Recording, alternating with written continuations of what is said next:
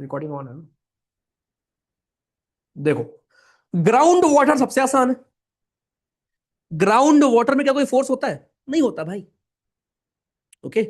तो लैंडफॉर्म जो आपके बनते हैं ग्राउंड वाटर से, अगर हम इनकी बात करें, तो पहली बात तो यहां ग्राउंड वाटर से जो आपके लैंडफॉर्म बनते हैं, इनको हम कहते हैं कास्ट टोपोग्राफी। ग्राउंड वाटर से बनने वाले लैंडफॉर्म को हम कहते हैं कास्ट टोपोग्राफी। ठीक है जी। Karst topography. ठीक। ओके। अब ग्राउंड वाटर और रनिंग वाटर में पहली बात तो डिफरेंस क्या है?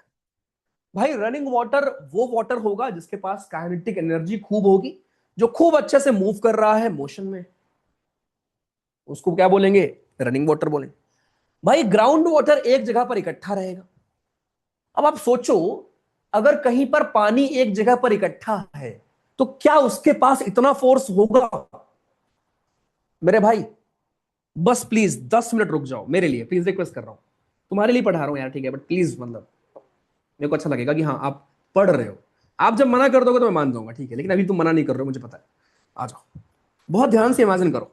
मेरे भाई आप सोचो, दोस्त सोचिए जरा, क्या ग्राउंड वाटर के पास उतना ही फोर्स हो सकता है क्या जितना रनिंग वाटर के पास होगा?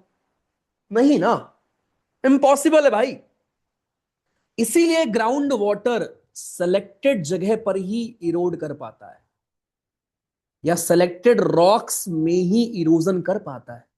और वो सिलेक्टेड रॉक्स आपकी होती हैं कमजोर रॉक। और उसको याद करने का ट्रिक है डॉली जी। प्लीज डॉली जी को याद रखना। डॉली जी का मतलब है DO फॉर डोलामाइट। ठीक है। LI for limestone. And GY for gypsum. तो आपके ग्राउंड वाटर से इरोजन वहीं पर होता है जहां पर डोलोमाइट, लाइमस्टोन, जिप्सम, इस प्रकार की सॉफ्ट रॉक्स होती है। बिकॉज ये रॉक सॉफ्ट होती हैं तो बहुत आसानी से इरोड हो जाती है। इवन वेदरिंग के टाइम मैंने आपको पढ़ाया था कि लाइमस्टोन वगैरह कितने आसानी से आपकी इरोड हो जाती है और पत्थर को तोड़ देती है। ठीक है। चलो तो हम पढ़ेंगे ये। अब इसमें पहले हम पढ़ेंगे कि इरोजन से हमारे कौन कौन से लैंडफॉर्म बनते हैं ग्राउंड वाटर से। नाम इंपॉर्टेंट है, पूछेगा आपसे एग्जाम में। पहला है आपका पूल, या फिर सिंक होल बोल, सिंक होल। ठीक है। दूसरा है डोलाइन। ठीक। लेपीज। अब वहां पर लेवीज था, यहां पर लेपीज है। वहां पर लेवीज डिपोजिशनल था, लेवीज। लेपीज इरोजनल है, ध्यान रखना। इसके अलावा वैली सिंक, जिनको आप उवलास भी बोलते हो, उवलास। ठीक। केव वगैरह आपके बन जाते हैं। इतना काफी। तो इरोजन से बनते हैं ये सारे लैंडफॉर्म, एंड डिपोजिशन से आपके बनते हैं हमारे स्टैलेक्टाइट,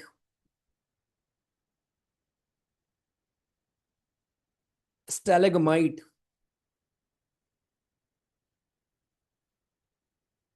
एंड कॉलम। ठीक है। सो स्टैलेक्टाइट, स्टैलेगमाइट एंड कॉलम, ये तीन आपके बनते हैं डिपोजिशन। तो नाम ऑब्वियसली आपको याद रखना है, लेकिन होते क्या है वो इंपॉर्टेंट है जरा आपके लिए समझना। आते हैं जरा उस पर। राइट। तो सबसे पहले भैया, the surface water percolates well when the rocks are permeable, thinly bedded and highly jointed and cracked। क्या होता है? आप मान लो जमीन है, यहां पर पानी पड़ा हुआ है। अब नीचे की रॉक जो है बहुत सॉफ्ट है, तो ये पानी उस रॉक से होते होते अंदर चला जाता है। ठीक। और फिर ये पूरे को इरोड कर देगा, गड्ढा बना देगा यहां पर। Very easy. छोटा गड्ढा बनेगा उसको आप सिंक होल बोलोगे, गड्ढा और बड़ा कर दोगे उसको उबलास बोल दोगे या वैली सिंक बोल दोगे। इतना ही तो है भाई, वही है आपका, और कुछ नहीं। आ जाओ। Through the chemical process of solution and precipitation, deposition rocks like dolomite or limestone rich in calcium carbonate develop varieties of landform। तो आपके यही डोलीजी मैंने आपको बताया, डोलीजी रॉक जो है वो दोस्तों आपके मेजर रोल प्ले करती हैं। वहीं वहीं आपके जहां जहां सॉफ्ट रॉक होंगे वहीं वहीं ग्राउंड वाटर इरोजन कर पाता है, बिकॉज इनके पास काइनेटिक एनर्जी नहीं होती ना, इनके पास मूवमेंट थोड़ी ना है उतना, तो इनके पास उतना फोर्स नहीं है ना कि ये आपके जाके हिट कर पाए। एनी लाइमस्टोन और dolomite region showing typical landform produced by the action of ground water through process of solution and deposition, उसको हम कास्ट टोपोग्राफी बोलते हैं। पहला सिंक होल कैसे बना होगा? गड्ढा हो गया, खत्म लो। जब रनिंग वाटर से गड्ढा होगा छोटू सा, उसको बोलेंगे रिल। थोड़ा बड़ा गड्ढा होगा उसको बोलेंगे गली। लेकिन जब ग्राउंड वाटर से गड्ढा होगा उसको क्या बोलोगे? सिंक होल बोलो। अब क्या मतलब भैया, एग्जाम में अगर ये पूछ लेगा कि एक डायग्राम देकर कि जरा बताओ ये गड्ढा किससे हुआ है, तो ये नहीं पूछेगा, ठीक है। एग्जाम में गड्ढा देकर नहीं पूछेगा गड्ढा किससे हुआ है, बस ये पूछेगा कि लाइमस्टोन एरिया में अगर गड्ढा हुआ है तो मेजर फोर्स कौन होगा? वो आपका ग्राउंड वाटर होगा, बस।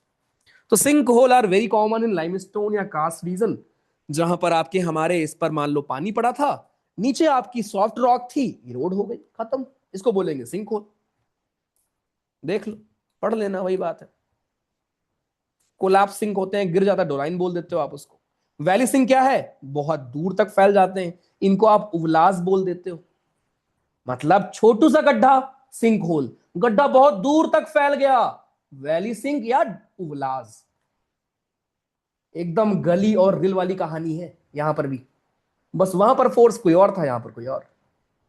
जो आपके सिंक होल या डोलाइन बड़े हो जाते हैं, मान लो एक गड्ढा यहां हुआ, एक गड्ढा यहां हुआ, एक गड्ढा यहां हुआ, कुछ टाइम के बाद यहां की जमीन भी इरोड होकर ये पूरा गड्ढा मिल गया, एक गड्ढा हो गया, इसी को बोलते हैं वैली सिंक। पूरी वैली ही बन गई वहां पर, मान लो पहले छोटे छोटे गड्ढे रहे होंगे, फिर पूरे एरिया में गड्ढा हो गया, इसको बोलते हैं उवलास, जो कि बहुत बड़े बड़े एरियाज कवर करता है। लेपीज बहुत इंटरेस्टिंग है, लेपीज आपको, लेट मी ड्रॉ दिस, यहां ड्रॉ करता हूं। आप इमेजिन करो मेरे भाई, मैं आपको किसी जगह पर घुमाने लेके गया हूं जहां पूरे में पत्थर है।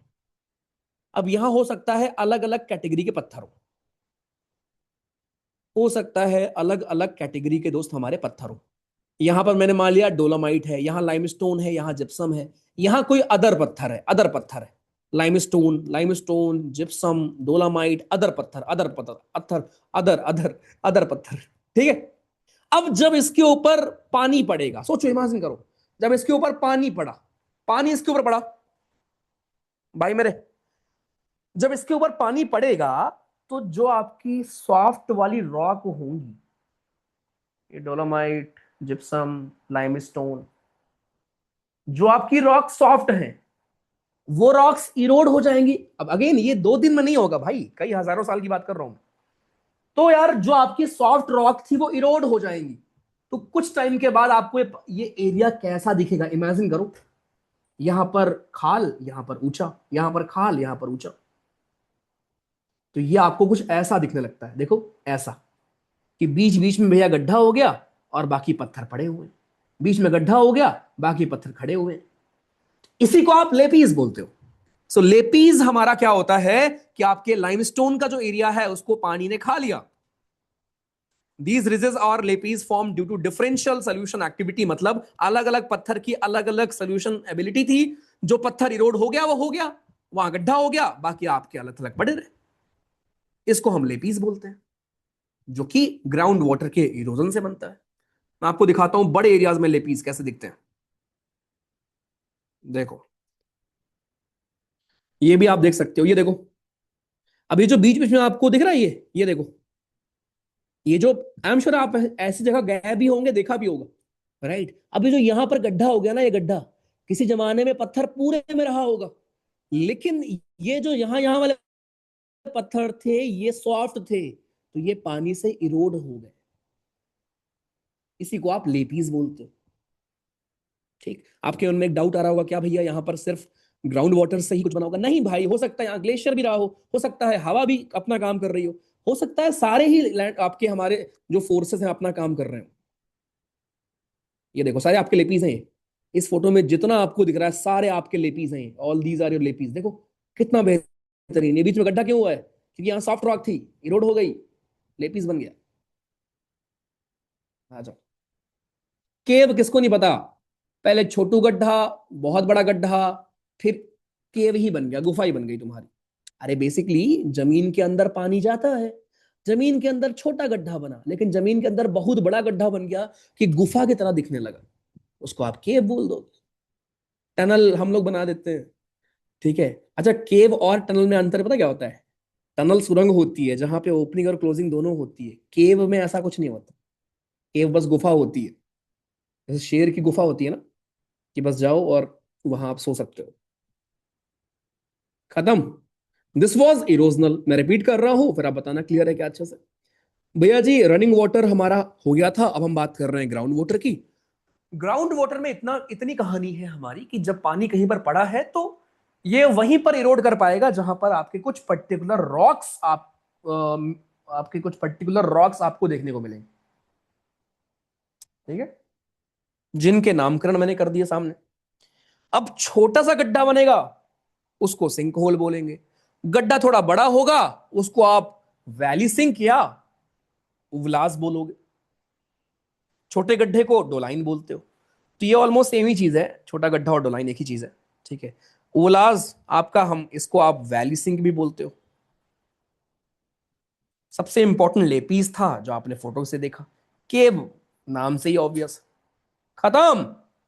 ये थे आपके इरोजन से। अब हम आते हैं डिपोजिशन पे, बहुत बेहतरीन तीनों आपके, बहुत ही बेहतरीन है आपके तीनों डिपोजिशनल लैंडफॉर्म्स। तो मेरे भाई इमेजिन करिए, ये देखो, ये दिख रहा है,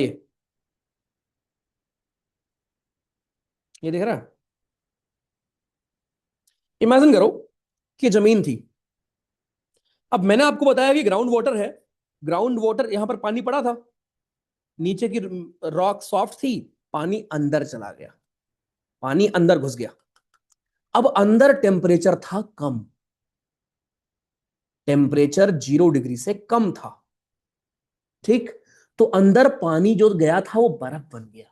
जब ये बर्फ, मान लो यहां पर केव बन गई, गुफा में आप गए अंदर, आपने देखा कि जो पानी ऊपर ऐसे सीलिंग से लटक रहा है, उसका नाम आपने रखा स्टैलेक्टाइट। और जो जमीन से ऐसे लटक रहा है ऊपर, इसका नाम आपने रखा स्टैलेगमाइट। और जो जमीन और ऊपर दोनों आपके ऐसे जुड़ गए, इसको आपने कॉलम बोल दिया। खत्म। forget this, you will see this, you can see this inside your freezer। Freezer में आपको ये दिखता होगा, ठीक है। फ्रीजर आप खोलोगे, फ्रीजर के ऊपर देखो ऐसे ऐसे होते हैं, वो ग्राउंड वाटर ही तो होता है।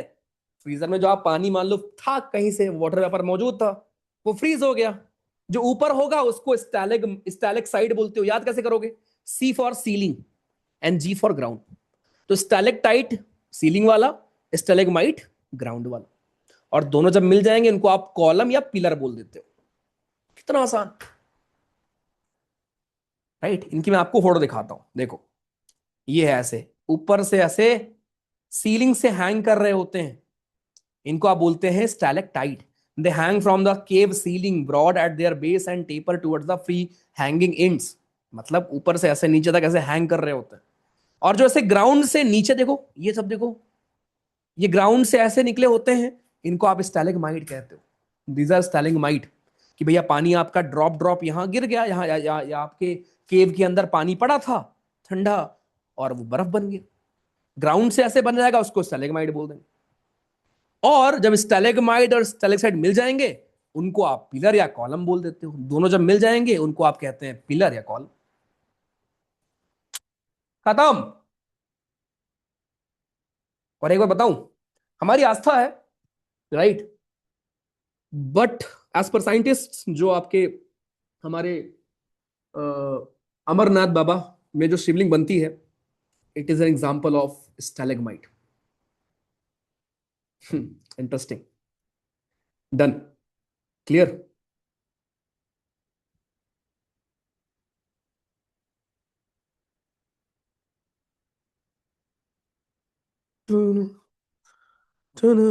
अब 20 रुपए दो तो एक मजे की बात बताऊं, मैं कह रहा हूं कि अगर सी वेव भी हम पढ़ लें, देखो ग्लेशियर थोड़ा बड़ा है, ठीक है, ग्लेशियर में जानबूझ के पढ़ाऊंगा भी नहीं बिकॉज ग्लेशियर में 1 घंटे लग जाएंगे। बट अगर हम लोग सी वेव पढ़ लें तो कैसा फील करोगे आप, ये बताओ मुझे, बस मुझे ये जानना था आप फील कैसा करोगे। सेव किया। टाइम से, विशाल शर्मा, टाइम से। सर प्लीज अब बहुत हो गया। अरे मैं कल छुट्टी दे दूंगा यार, आई प्रॉमिस, ठीक है। बस एक और पढ़ लेते हैं। क्या मतलब इतने में ही देनी पड़ेगी कल? भाई यार इतना तो नहीं पढ़ा है यार।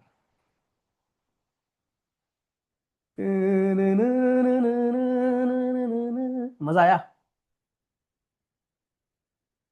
हम्म। सुनो, सुनो भैया, भैया मेरे प्लीज, हाँ बस 10 मिनट। घर वाले पूछ रहे हैं कि आज फौजी बनकर ही आएगा क्या कमरे से बाहर? अरे भाई, नो। हम्म। भाई साहब, चलो ठीक है, देखो। तो ये था दोस्त ग्राउंड वाटर से बनने वाले आपके लैंडफॉर्म। अब जो एक बार मैं आपको दिखा दूं, देखो ग्लेशियर हम कल पढ़ेंगे बिकॉज ग्लेशियर में काफी लैंडफॉर्म्स आप देखोगे। और ग्लेशियर बहुत बड़ा फोर्स है भाई, बहुत बड़ा मेजर फोर्स। और ये लाइन बाय लाइन बहुत इंपॉर्टेंट है यहाँ पर। हॉर्न कैसे बनता है, एल्टस कैसे बनता है, रॉश माउंटेन कैसे बनते हैं, ग्लेशियल वैलीज कैसे बनती हैं, हैंगिंग वैली कैसे बनती है, ग्लेशियल टिल कैसे बनता है दोस्त, आउटवॉश प्लेन कैसे बनता है, मोरेन्स कैसे बनते हैं, बहुत इंपॉर्टेंट है मोरेन्स तो भाई, मतलब मजा ही आ जाएगा तुमको पढ़ के। ईस्कर, नुनतक, ड्रमलिन्स, फेजॉर्ड। फेजॉर्ड में तुमको मैं लेके चलूंगा नॉर्वे, नॉर्वे घूमेंगे। और फिर हमारा आता है लैंडफॉर्म भाई सीवेव। देखो सीवेव कितना छोटा सा है, देखो ईस्ट वेस्ट कोस्ट हमारा, ईस्ट कोस्ट हमारा, लो सेडिमेंट्री कोस्ट। चलो ठीक है, अच्छा। ओके, हेडक तो हो गया यार। कैसा लगा ये बताओ, क्लास कैसी लगी यार? ये वो टॉपिक है जो लोग छोड़कर जाते हैं, लेकिन एम वॉज वेरी क्लियर कि पहले तो आई एम रियली थैंकफुल कि 2.5-3 घंटे की क्लास के बावजूद अभी भी ऑलमोस्ट 2,000 लोग क्लास में हो। रियली हैप्पी यार, ठीक है। थैंक यू सो मच, मतलब really thank you. Thank you भाई, thank you thank you thank you. समझ आ गया बढ़िया से। अब आप ये रिवाइज करेंगे ना, जैसे आपने इमेजिन किया है दोस्त हर एक चीज। टायर्ड? अब टायर्ड वायर्ड क्या, छोटी बातें कर देते हो। एक्सफोलिएशन फिजिकल वेदरिंग में होगा दोस्त। जैसा तुम्हारी वो निकलती है ना, क्या बोलते हैं उसको, अबे उसको क्या बोलते हैं, ओनियन। ओनियन का जैसे आप ऊपर का पील निकालते हो ना, वैसे ही आपकी जो रॉक है ना, ऊपर की परत ऐसे निकलती रहती है। जो टेम्परेचर बहुत, अब गर्म ठंडी भैया जी, रॉक दिन रात झेल रहा है, उसी को बोलते हैं। ब्रेडेड चैनल की फोटो दिखा दूं क्या? क्या कहते हो?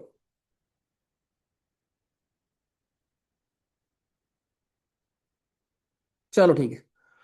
किसकिंदा। ओके। चलो थैंक यू यार, ठीक है। अरे मितेश जाओ रिवाइज कर लेना, बस करो, ठीक है। लेकिन प्लीज यार रिवाइज कर लेना, रटने की जरूरत नहीं है, सब क्लियर है, इमेजिन करके पढ़ने में मजा आ गया। Thank you Aditya ji, God bless you. Take care भाई, bye bye. Thank you so much यार, thank you. Take care, bye bye, take care, take care, take care, good night and good luck for Google form यार।